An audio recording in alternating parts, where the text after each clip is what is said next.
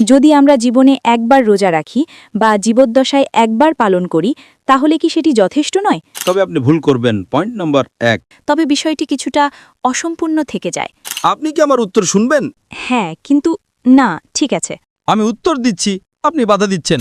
তাতে কি সমস্যা আছে যদি আমি আমার মতামত দিই?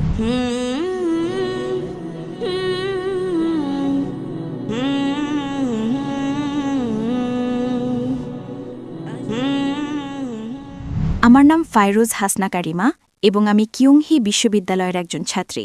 আসলে আমি আপনাকে কিছু প্রশ্ন করতে চাই।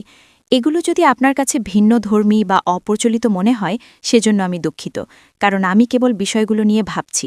আমার প্রথম প্রশ্ন হল, আপনি কেন মনে করেন যে একজন মানুষের জন্য, বিশেষ করে একজন মুসলিমের জন্য, জীবনে শুধু ভালো কাজ করা, অন্যদের ক্ষতি না করা এবং সৃষ্টির প্রতি সদয় হওয়াই যথেষ্ট নয়? আমি এমন অনেক মানুষকে চিনি যারা আল কুরআন অনুসরণ করার দাবি করে, কিন্তু তারপরও তারা অন্য মানুষ এবং আল্লাহর অন্যান্য সৃষ্টির প্রতি অন্যায় আচরণ করে। আমার মনে হয় আল্লাহর সৃষ্টির প্রতি ভালো হওয়া অবশ্যই গুরুত্বপূর্ণ, কিন্তু যদি কেউ আল্লাহর প্রকৃত নির্দেশনা অনুসরণ না করে তবে বিষয়টি কিছুটা অসম্পূর্ণ থেকে যায়। আরেকটি প্রশ্ন হল, আপনি কেন মনে করেন যে আমাদের মুসলিমদের জন্য কেবল অন্তরে ঈশ্বরে বিশ্বাস রাখা যথেষ্ট নয়? আমরা তো নিজেদের মধ্যে ঈশ্বরের প্রশংসা করতে পারি, তার প্রতি কৃতজ্ঞতা প্রকাশ করতে পারি। তাহলে আমরা নিজেদের মতো করে প্রার্থনা করতে পারি না কেন? কেন প্রার্থনা অবশ্যই সালাতের নির্ধারিত রূপেই হতে হবে? এবং আমার শেষ পয়েন্ট হল, বোন, একবারে একটা প্রশ্ন। আপনি যদি 4-5টা প্রশ্ন করেন উত্তর দেওয়া কঠিন। ওকে। বোন 2টো প্রশ্ন করে ফেলেছেন। প্রথম প্রশ্ন হল, কেন কিছু মুসলিম খারাপ কাজ করে? কেন আপনারা শুধু ভালো কাজ করতে পারেন না এবং খারাপ কাজ না করে থাকতে পারেন না? এটাই প্রথম প্রশ্ন। এবং এটা কি আবশ্যক যে যখন আমরা প্রার্থনা করি তখন আমাদের একটা নির্দিষ্ট নিয়মে প্রার্থনা করতে হবে? কেন আমরা আমাদের পছন্দ মতো প্রার্থনা করতে পারি না? এটাই প্রশ্ন। প্রথম প্রশ্নের ব্যাপারে, কেন অনেকে যারা বলে যে তারা মুসলিম তারপরও খারাপ কাজ করে? বোন, কোরআন আপনাকে এমন একটা কথাও বলে না যা খারাপ। আপনি কোরআনের একটা আয়াত দেখান আমাকে যা মানবতার বিরুদ্ধে। এমন একটা শিক্ষা নেই ইসলামে। কোরআন বা সহিহ হাদিসে এমন একটা শিক্ষাও নেই যা মানবতার বিরুদ্ধে। এমন কিছু মুসলিম থাকতে পারে যারা কোরআন অনুসরণ করছে না এবং ভুল কাজ করছে। যেমন ধরুন, কোরআন বলে প্রতারণা করো না, এমন অনেক মুসলিম আছে যারা প্রতারণা করছে। কোরআন বলে প্রতিবেশীদের কষ্ট দিও না, প্রতিবেশীদের সাহায্য করো, তারা প্রতিবেশীদের কষ্ট দিচ্ছে। তো বোন, এই হলো খারাপ উদাহরণ। এটা সেই একই উত্তর যা আমি আগে দিয়েছিলাম, যে অনুসারীদের দেখে ইসলামকে বিচার করবেন না। যেমন ধরুন, একটা স্কুলে, খুব বিখ্যাত একটা স্কুলে, কিছু ছাত্র ক্লাসে প্রথম হয়, কেউ সেকেন্ড ক্লাস পায়, কেউ থার্ড ক্লাস পায়, কেউ ফেল করে। আপনি কি এর জন্য স্কুলকে দোষ দিতে পারেন?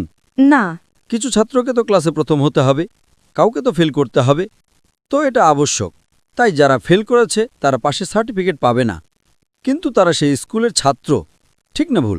ঠিক। একইভাবে যারা নিজেদের মুসলিম বলে এবং তারা ভুল কাজ বা খারাপ কাজ করে, তারা পাশের সার্টিফিকেট পাবে না, তারা সেই স্কুলের খারাপ ছাত্র। কিন্তু আপনি কি এর জন্য স্কুলকে দোষ দিতে পারেন? না, আমি পারি না।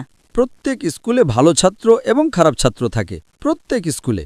এখন আপনার প্রশ্নের দ্বিতীয় অংশে আসছি, যে কেন আমরা ঈশ্বরকে আমাদের ইচ্ছা মতো ধন্যবাদ দিই না? কেন শুধু প্রার্থনার মতো একটা নির্দিষ্ট উপায়েই ধন্যবাদ দিতে হবে? অথবা আপনি জিজ্ঞেস করতে পারেন যে শুধু ভালো হওয়াই যথেষ্ট নয়।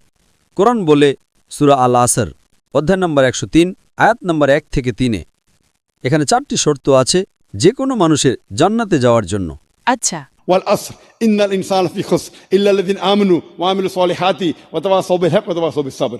সময়ের কসম, মানুষ অবশ্যই ক্ষতির মধ্যে রয়েছে, তারা ছাড়া যাদের ঈমান আছে, যারা সৎ কাজ করে, যারা মানুষকে সত্যের উপদেশ দেয় এবং যারা মানুষকে ধৈর্য এবং অবিরাম চেষ্টার উপদেশ দেয়। শুধু ঈমান নয়, ঈমান মানে ঈশ্বরে বিশ্বাস করা যথেষ্ট নয়।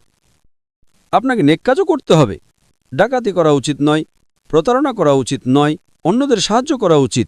দ্বিতীয়টি হলো, প্রথম হলো ঈমান, বিশ্বাস, দ্বিতীয় হলো সৎ কাজ, তৃতীয় হলো মানুষকে সত্যের উপদেশ দেওয়া, মানুষকে সঠিক পথে ডাকা, এবং চতুর্থ হলো মানুষকে ধৈর্য এবং অবিরাম চেষ্টার উপদেশ দেওয়া। যদি এগুলোর কোনোটিও বাদ পড়ে, সাধারণ পরিস্থিতিতে আপনি জান্নাতে যাবেন না। আচ্ছা। যেমন ধরুন, আপনি বলতে পারেন এমন মানুষ আছে যারা খুব ভালো, প্রতারণা করে না, ডাকাতি করে না, অন্য মানুষকে সাহায্য করে, খুব সত্যবাদী, কিন্তু তাদের বিশ্বাস নেই, তারা ঈশ্বরকে ধন্যবাদ দিচ্ছে না, অথবা তারা ভুল ঈশ্বরকে ধন্যবাদ দিচ্ছে।